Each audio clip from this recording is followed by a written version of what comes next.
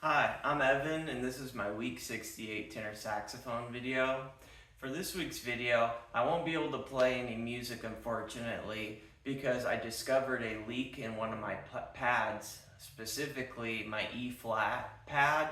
I put a pretty high-powered flashlight in the bell, and then I went in the closet, and then I closed all the notes, and sure enough, just like a little sliver of light in between the saxophone and the E-flat pad. So right now my 34 Allegro is in the local music shop, and today, instead of playing something, I just want to talk about an expression which I wasn't familiar with until I got into the music community, and that is the expression gas. And I'm not talking about, when you eat too much chili. No, GAS stands for Gear Acquiring Syndrome. Okay? And keep in mind, I'm still a newer player, so my understanding of what GAS means is, for myself, what it was, well, I'm sounding good, I'm liking how my playing is with a different horn, with a different mouthpiece, with a different reed. Well, I could sound better. Okay? It's kind of like a grass is greener on the other side thing. And I just want to spend a few minutes talking about how it can be kind of a trap, especially for a newer player. And I'll explain why. So in my 14, 15 months of playing, I probably could have saved myself hundreds of dollars, okay? Some of that was buying, harnesses I didn't need, neck straps I didn't need, and then, I started out with a YTS 200 tenor saxophone. I could have just stuck with that. Only reason I didn't is because it made more financial sense to go with something else instead of renting. I purchased, and this horn, the YTS 23, this one I could still have to this day, okay? I want to talk about that. But I didn't keep that one. I kind of fell into GA.S. I found a intermediate horn that I thought to myself, well, this student horn is good, but if I get an intermediate one, it's going to be that much better. And it can be a little confusing because, in a sense, it is recommended that newer players should buy the best horn they could afford, right? It has to be in good working function. But other than that, my understanding is the vast majority of the sound comes from the player, and then next would be the reed, next would be the mouthpiece, and then finally the horn, okay? But the YTS 23 wasn't good enough, so I went and I got this intermediate horn, and I'll tell you something, this last Christmas I did some Christmas songs, and I compared how I sounded from this recent Christmas to a year ago when I was on the older horn. I liked the sound more on the older horn. Now keep in mind, it was a different mouthpiece, it was a different reed, and some of my technical ability had improved, but overall, my tone, in my opinion, sounded warmer and darker on the student horn that I got rid of because I thought I could do better, okay? And that whole thing of I think I can do better is really kind of what GA.S. is. I enjoy going online. I like going to Reddit. I like going to saxontheweb.net, Cafe Saxophone. When you're online, though, you're exposed to a lot of equipment, ideas, and discussions about different mouthpieces, different horns, all this stuff, and that can lead to GA.S. that can lead to me as a newer player thinking, well, it's time that I upgrade my mouthpiece, because even though I'm sounding good on this Yamaha 5C and I'm getting good feedback in my videos from you guys and my teacher says I have a good sound, well, I need to challenge myself. I should be playing a bigger tip opening. And that's exactly what I did. Back in November, I decided to myself that I wanted to try a more advanced mouthpiece. Why? Because I wanted my sound to sound better, I guess. I wanted to take my playing to the next level. And you know what it did instead?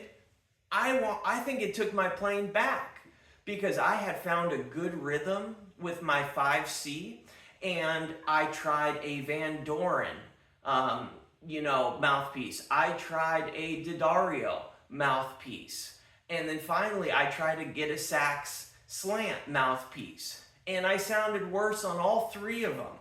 Now, granted, I didn't have enough time to really dedicate to them like I did the Yamaha 5C, which I had been playing for like 9 months.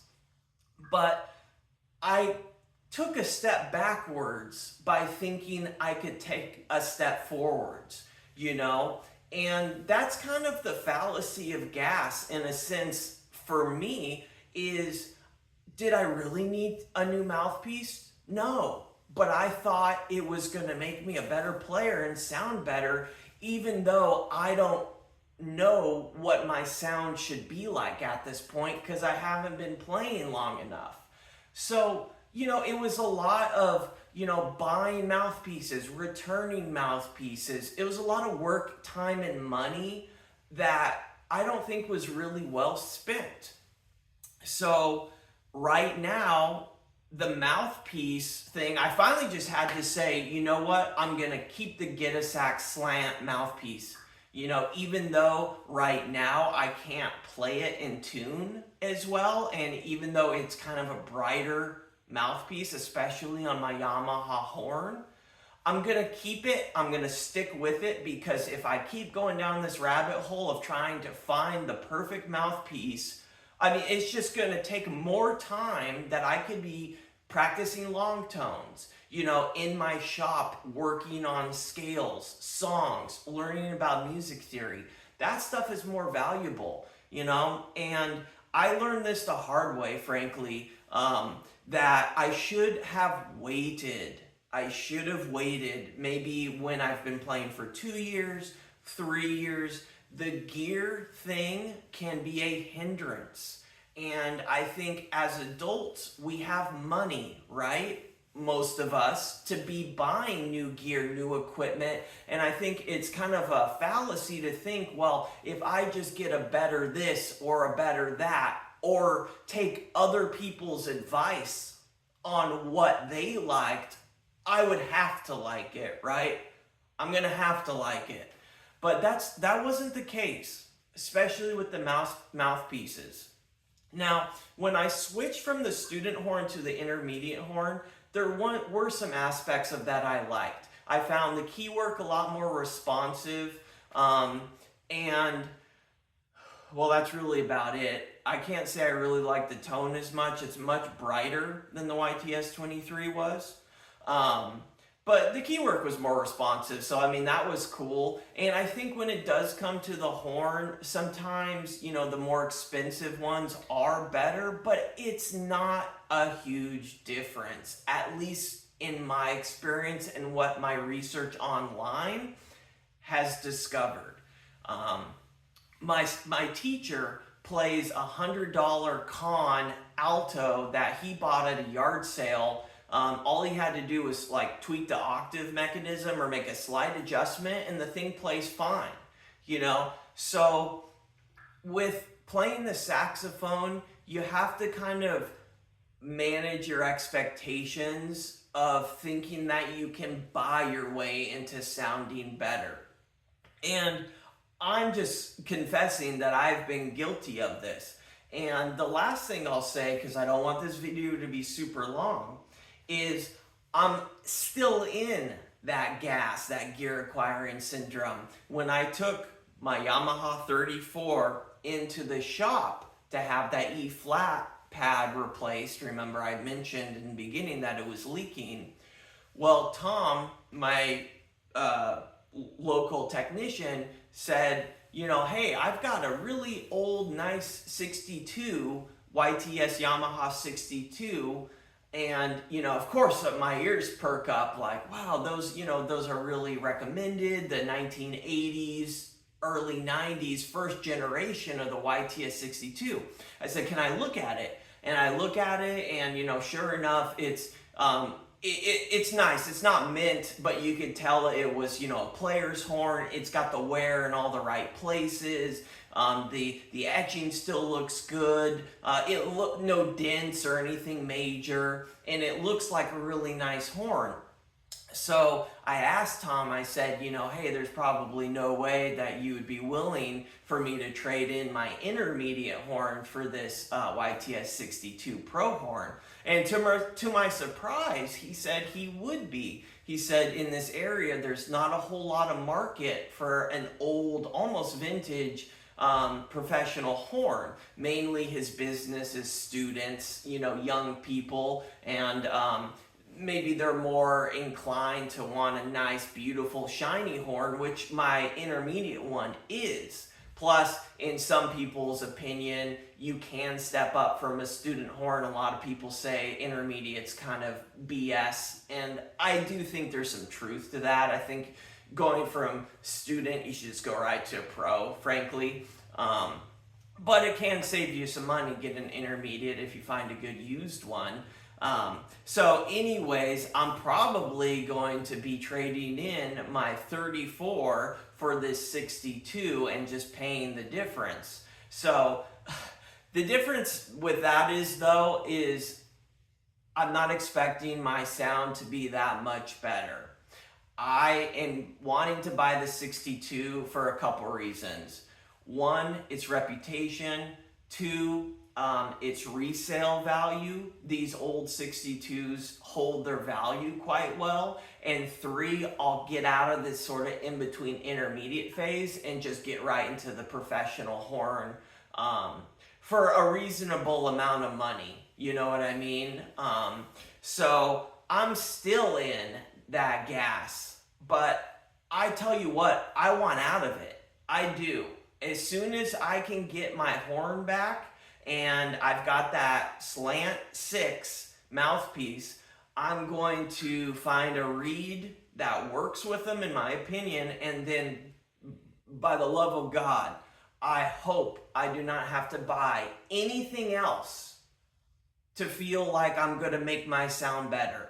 I want to just get back to the basics of scales, long tones, lessons, songs, practicing rhythm, and get away from how I sound on the video, because I fell into that. I listened to those two Christmas songs, and a whole year had gone by, a whole year of lessons and consistent practice, and I liked my sound at 4 months of playing more than I did at 14 months, okay?